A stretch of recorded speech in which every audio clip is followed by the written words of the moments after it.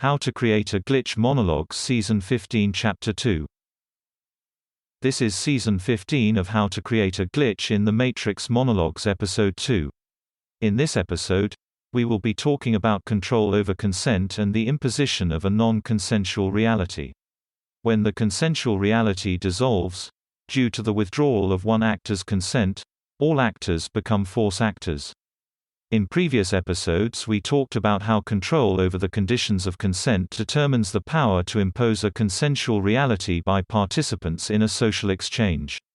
Although that was a correct assertion, it was an incomplete picture of the puzzle. Although the power over the conditions of consent gives one the ability to impose a consensual reality, the power to ultimately deny consent represents the power to impose a non-consensual reality. The moment that a consensual actor determines that consent will not be given under any conditions, that individual becomes a force actor, imposing a non-consensual reality through their projections. The basis for these projections is physical territoriality.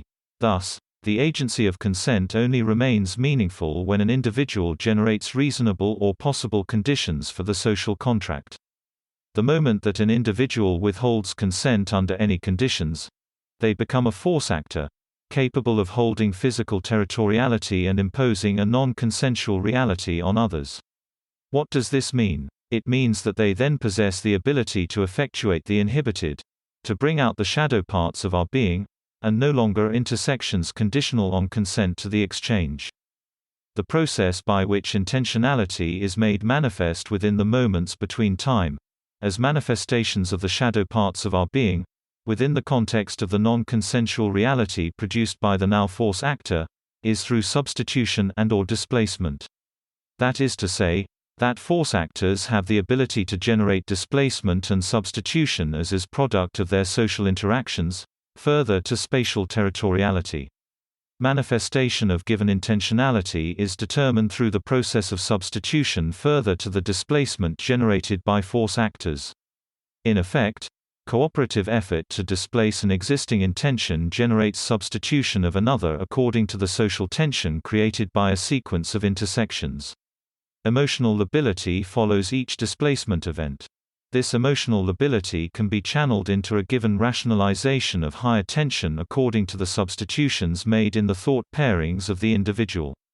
To put it another way, the now force actor generates displacement further to their deference holder's intentions, and the loss of an internal space for consciousness due to the loss of the consensual reality promotes integration of those thoughts produced by higher levels of social tension. In effect, a person becomes a steam whistle, through which the coal generating the heat forces the narrative stream through. The result of this is a new social equilibrium for the social actor. Put in another way, imagine if someone's social network simply stopped sending them P waves and converted all their P waves to S waves. These S waves would generate a new equilibrium or stretch the equilibrium which the actor may be accustomed to. The end result of this process is the generation of a new identity, beyond the purview of their prior equilibrium, born by a sudden reversal of polarity. The gradual unworking of the person's consent to the reality follows the shrinking, so to speak, of their interactions with others in the ordinary course, leaving them isolated and alienated from their past equilibrium.